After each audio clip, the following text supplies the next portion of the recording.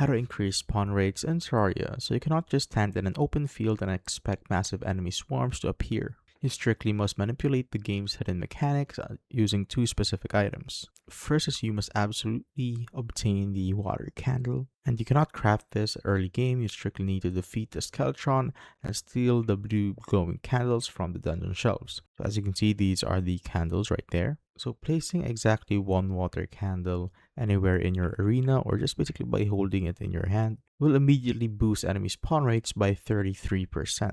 Second thing that you must do is brew and consume the battle potion. So you can craft this at an alchemy table or a placed bottle using bottled water, one deathweed, and either a rotten chunk or a vertebra. And drinking this potion will aggressively double both the spawn rate and the maximum number of enemies allowed on screen for exactly 8 minutes. Now if you use this with a water candle, it will force the absolute highest spawn rates possible. So you strictly need this maximum capacity to efficiently farm rare biome keys, event summon items, or specific monster drops, but be warned that your arena will rapidly become incredibly dangerous. And that is how I basically increase spawn rate in Terraria.